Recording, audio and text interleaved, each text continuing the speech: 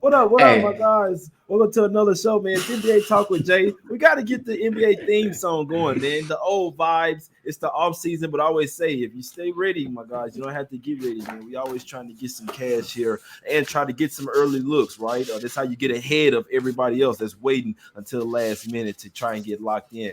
But Skee, what's up with you, my brother? How you doing? it always feels better when you do the intro after cashing some NBA tickets. So we almost there. We almost there. So I'm doing good though. NFL been treating me nice. I think I've won like a little over 60% there, and I'm ready to talk some NBA with y'all. Let's do it. What's up, Rob? The guy, we got the cash man with us, man. When Rob comes on the show, we get cash. What's up, Rob? It's Tuesday. What's up with you? Yeah, good to be here with you guys. Glad we're going to get through this. Do some NBA previews. The three of us, like Skee said, NFL's been good to me too. 65% so far, so we're getting paid on that end. And baseball's been rolling the last. I don't know. It took me a while to get rolling, guys. Be honest with you, but this month of September has been really, really good. So we're happy. Better late than never. And sometimes winning at the end outweighs losing in the beginning. So we'll take it. But we'd love to win at this NBA right off the bat here. So here we go. Yeah, that's facts right there. Appreciate shout out to Molecular Ninja in the chat, man. $10 tip. He always come through over there, man, with the positive vibes. Star Child, we got all type of people, man, in the chat, man. Appreciate everybody. Major Mills, appreciate you guys, man. But yeah, we're gonna talk about the Hawks season win total today, season preview as well. So then it could be preview and the win total. My guy Skee he said he's had a little win total for every game for every team over there, man. But let's talk about it here, man. Like, okay, I love what the Hawks did there, getting Dejounte Murray. I know a lot of people may not agree with it, but they need to shore up some of their defense in the backcourt to help out Trae Young. We know he's a shorter guard out there, right? That you can get feasted on. They made it to the playoffs last year, but this team can fight here. It's all about the depth. Now, Rob, how you looking at this team, the Hawks? Do you like the move with Dejounte Murray coming over there? Yeah, you have to like it, right? I mean, it takes a lot of pressure off Trae Young on both ends, right, guys? I mean, you have two ball handlers now. In essence, you should never, ever have any portion of the game, 48 minutes, where there's not one of these two guys on the floor, which works out real well for Atlanta. And to tell you the truth, I feel like they can coexist together. I don't feel like either one really needs to dominate the ball. Trae Young can play off the ball. Dejounte can play off the ball. I think they're going to do what's best for the team here. I'd be willing to say, guys, I was going through starting guard combos in the Eastern Conference. And, you know, aside from Darius Garland and Donovan Mitchell in Cleveland, you could argue this to be the best starting backcourt in the league, or in the conference, excuse me. I mean, there's a bunch of good ones there. But I think that you could legitimately make an argument for these guys. So, yeah, the offense should be there, guys. It always is. And Nate McMillan's a defensive-minded coach. You know, he wants to play defense. That front court with a healthy DeAndre Hunter should be better, and healthy John Collins. With Capella, they should be better defensively. So the starting unit looks nice. If we move to the bench a little bit, Bogdanovich off the bench for the scoring. I didn't find much beyond that. Guys, I don't know how you feel about their scoring firepower off the bench outside of Bogdanovich. They got a lot of nice players, but I don't know if they have scorers off the bench, which will be interesting. A couple of things real quick that I found. When you go through their odds to win the East, you find that they're the 8th team listed in the East, which shows you the depth of the Eastern Conference this year. The Hawks, I saw 25-1, and they were the 8th team listed out of the East. That brings into question here real quick, and we'll get Skee. I know you'll have an opinion on this. Last year, Trae Young talked about how the regular season was kind of a bother. Let's just get to the playoffs. But I don't know that it can be a bother right now, guys, with that conference being so stacked. So hopefully he changes up that attitude a little bit and gets going right out of the chute. You know, the 44.5 number that I saw current on their season win total, I don't know which way to go with it. But I would say this. From just the standpoint of us betting games each and every night, side and total, the Hawks certainly continue to carry that one distinction where great at the house and not so great on the road. I think last year, 16-29 on the road, that's got to be straightened out a little bit too. I'm going to be looking at them a little bit from a point spread and totals perspective. But for the future bets, honestly, I couldn't find any one that I really thought was worth playing, so I didn't play any of them. Yeah, that's facts right there. What you think about that, Skee? And you like anything on this season win total? What do you think about Dejounte Murray? Then I'll answer those questions. Rob, that was a lot packed in there, man, about the bench as well. There's definitely something to look at. Skee, what you think about what Rob had to say? Well, I think they have a solid bench, and I don't think you're gonna. I mean, I would like them to have maybe another wing, but I don't think it's gonna be too many minutes with Trae Young and Murray off the floor. So they'll have people to run offense through. So I think they'll be okay. What you talked about with the motivation, definitely, because they were coming into the season spoiled the year before because they made the Eastern Conference Finals and they almost made it past that. And just like you said, Trae Young said, it's hard to get up for the regular season. We just want to play the playoffs, and they barely even made it there and got bounced in the first round. So now this year, after gearing back up, getting Murray and trying to gear the roster up, I think they do have that motivation to come out from the start. And if you just look at the first few games that they have, even if you're worried about them building some chemistry, it's kind of bottom feeders for the first 5 games. They got the 3rd easiest schedule this year. They're number 2 in schedule wins, which is like when they have the rest advantage versus people. So I like this team to have success this year. They won 43 games last year. I'm hearing the win total range between 44.5 and 46.5.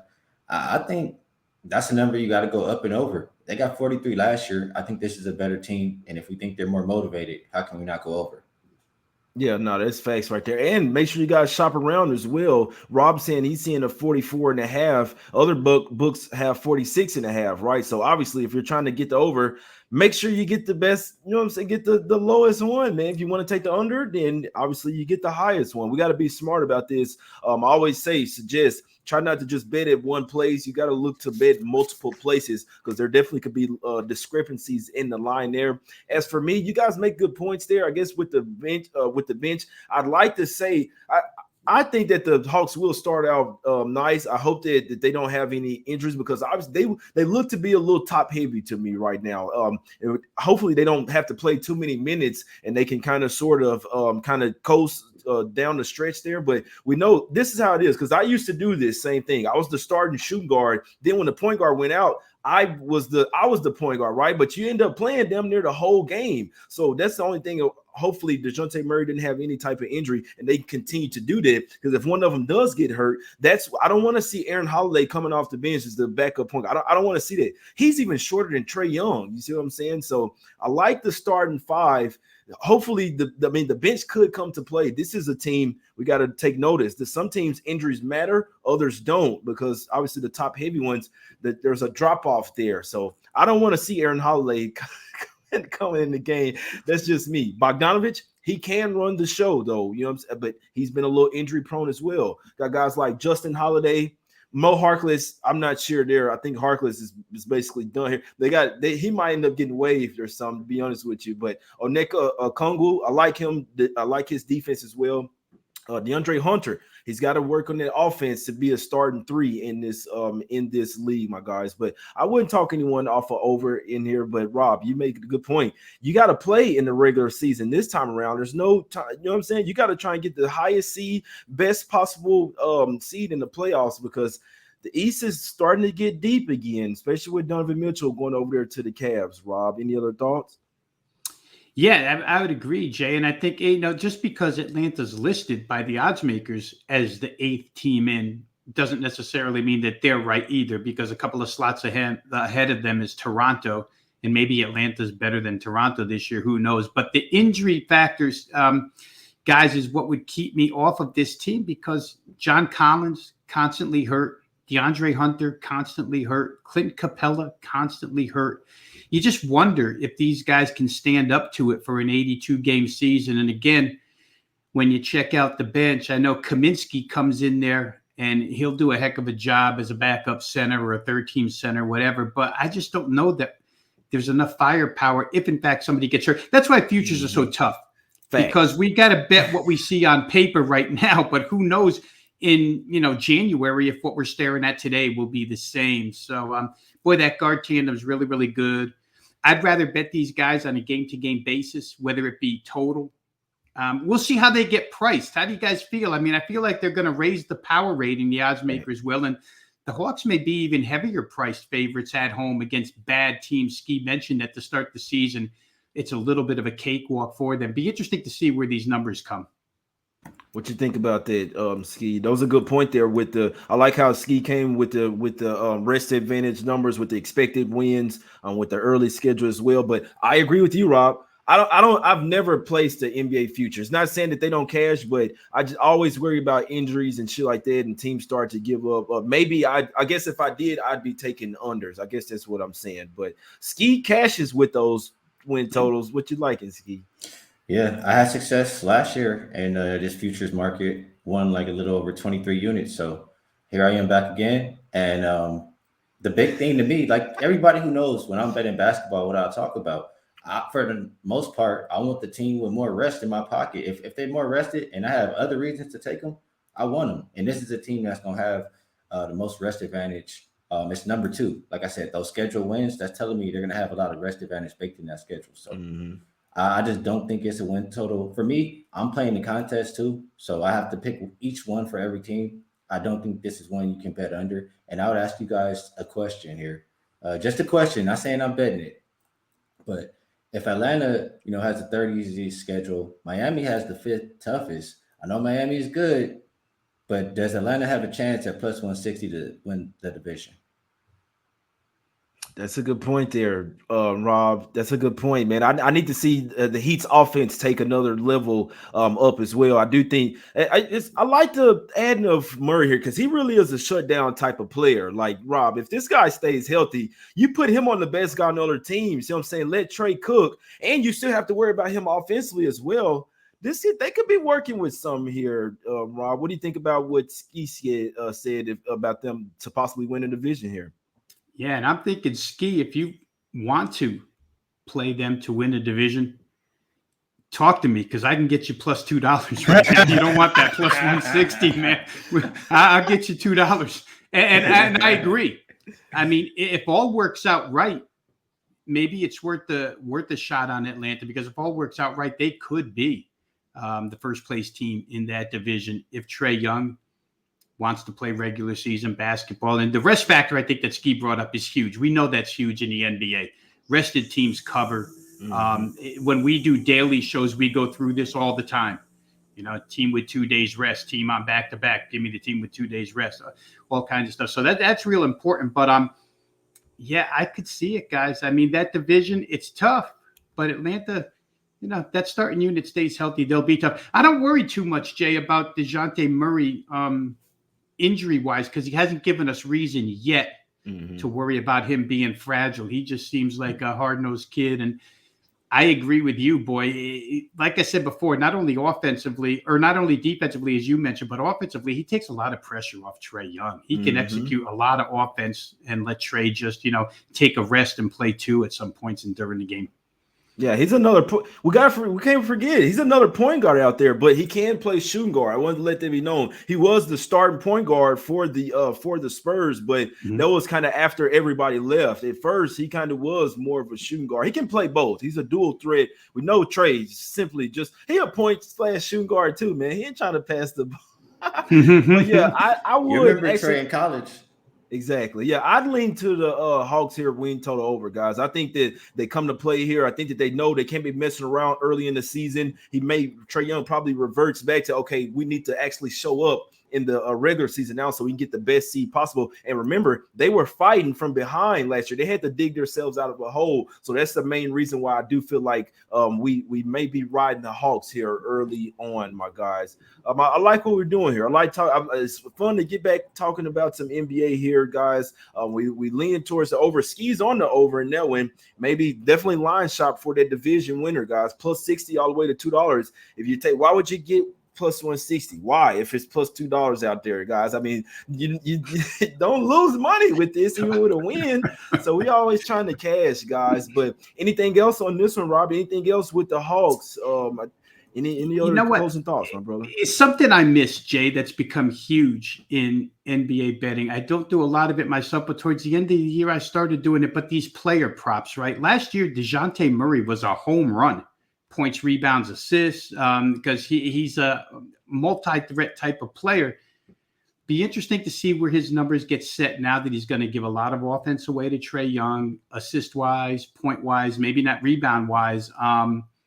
But I know, Skee, you played a lot of player props last year with a lot of success. And we're always betting against numbers, right? So it depends where these books want to set these player prop numbers at. But I just wonder how much comes off of Dejounte Murray's PRA and stuff like that this year, whether it's still bettable, and we won't know till we see numbers, but I think it's something to consider here. And if Trae Young, or if these guys are going to take turns night in, night out basis, right? One night's Trae Young's night, one night's Dejounte Murray's night. It'll be interesting to watch the Hawks. It really will. That's a good point, Rob. Dejounte Murray, his usage will definitely go way down, guys. He was basically a one-man show over there in San Antonio. I mean, you could throw in Keldon Johnson. He was a one-man show, Skee. So that's a good point by Rob there. But it's all about these two collectively now. What can they do collectively, Skee? I'll be honest with you. The thought that just ran through my mind is I forgot that I hate that guy, Dejounte Murray, because he does not care about us winning. He was over there talking shit about the people who's betting the game. So I'm not a Dejounte Murray fan. I'm gonna be fading his ass. You know what? There's a good point in the chat, guys. Atlanta could be a good first quarter team this year, and I feel like they will play to the over. It's a really good point. I mean, don't get it twisted. Their defense is a lot better, but I must say maybe the depth off the bench. I mean, even if they do end up putting Holiday in there, he's food. Bogdanovich isn't a bad defender. Justin Holiday somewhat lost his step. He's basically kind of like a 3-and-D guy. Mo Harkless, I don't want to be disrespectful, but he doesn't necessarily belong on an NBA team. Maybe one of the bottom dwellers, but I was surprised to see them try and get guys like Harkless. I'm not sure about that one, man. But if the Kings are trading you, there's something up with that. If the Kings don't want you, beware, guys. That's something I got to say. But I love doing this with you guys. I can't wait to talk every single team, as many teams we can get to, man. I'm down to do this every day. If we only have about 30 days, guys, so what are we doing? We're going to try to do one every day. Or we got to try to knock out 2 of them a few days or something, man. But it's up to you guys. I'm always down to talk to me NBA. This shit gets me hyped up. I want to go hoop right now, man. But any other thoughts, Skee? You going with you like the over here, right? What did you get it at, my brother? Over, yeah, 46.5. I like it. Yeah, 40. All my numbers are from Westgate, just because I'm entering the Westgate contest. Okay, so hey, they doing the win total Westgate contest over there. I might have to get in that as well, Skee. But I like the looks, man. I appreciate Rob coming on with us as always. We always cash when Rob comes on. Skee as well, man. We cash tickets on this show. Period. May have to. We definitely gonna be looking for spots to back the Hawks, guys. That's for sure. I'm definitely gonna be looking for spots to back them. Can't wait till the season starts. That's Skee Profit, man. Go follow him on Twitter right now at Skee Profit. Go check him out at WagerTalk as well. It's $2 Tuesday over here at WagerTalk, man. So if you want to get some good plays for only $2 at WagerTalk.com, go check it out. Always checking the live odds screen as well, guys. Make sure you're getting the best of the numbers. Go check out Rob Veno as well. Big Dog Rob, did you got any promo codes, or what do you have going for us at WagerTalk today? I know you got some baseball up over there. Yeah, baseball's up and available right now, Jay. 4% best bet over there at WagerTalk.com. I do realize it's $2 Tuesday. I am not the $2 handicapper over there, but plays are still available. I'm going to release a couple of college games today, guys. Okay. Try and get the best of the number early for the clients. So go ahead and check it out over there at WagerTalk.com. And real quick, just since we're doing an NBA show here, I will throw out there that at WagerTalk since 2018, #1 in profit over there, 4 years running at WagerTalk.com. I think it's plus something like 157% ROI since 2018. So you want to check us out. We're going to try and give you the best info we can on every single one of these teams. And you know how much we love money, so we'll try and pass them on to you guys. Rob is the man. I mean, Skee is the man too. Rob is my guy, man. So we cash tickets over here. I can't wait to do some NBA shows, you guys. We're gonna make some cheddar this year. Let's just put it that way, man. Go follow him on Twitter as well. Rob Veno's at Rob Veno Sports. You can follow me as well at J Money is Money. Let's get some cash, my guys. It's us against the bookies. Let's take them to Smack City. We'll be back with more team previews. We're out. Until next time.